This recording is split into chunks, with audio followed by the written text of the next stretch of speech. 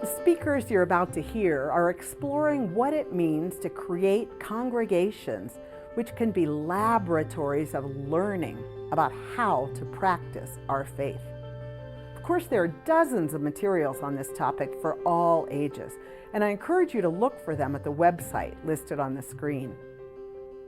People who say that we're taking an easy path by choosing Unitarian Universalism bewilder me. What's easy about choosing a faith based on deeds, not creeds? I have found it incredibly hard every day of my life. So how do we help one another to live in this transformational faith with courage, dignity, and wisdom? What makes a fire burn is the space between the logs, a breathing space. Too much of a good thing, too many logs packed in too tight can douse the flames almost as surely as a pail of water would.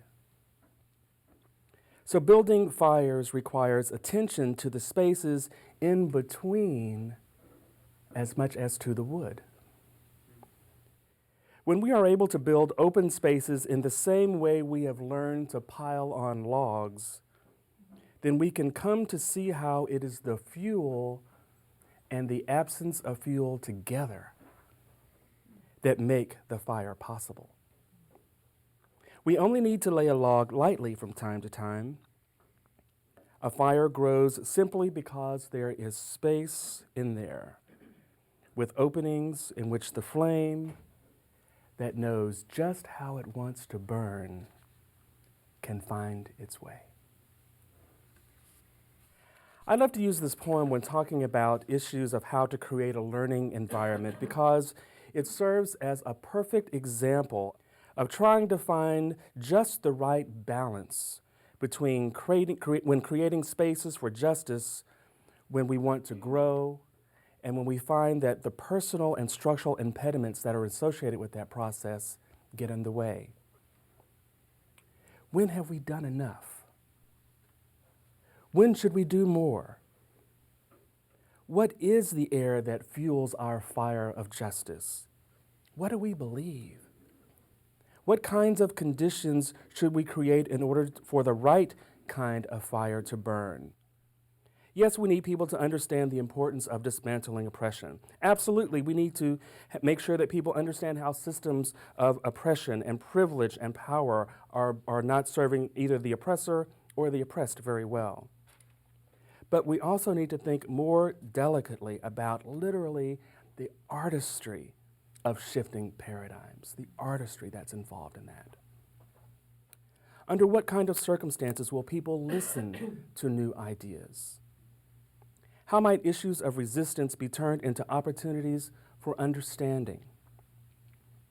How can we help people become curious about difference instead of fearing it?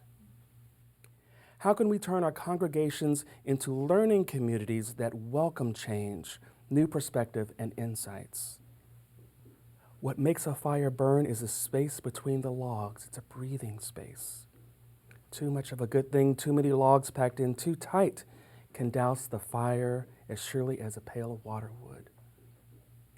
So building fire requires paying attention to the spaces between as much as to the wood.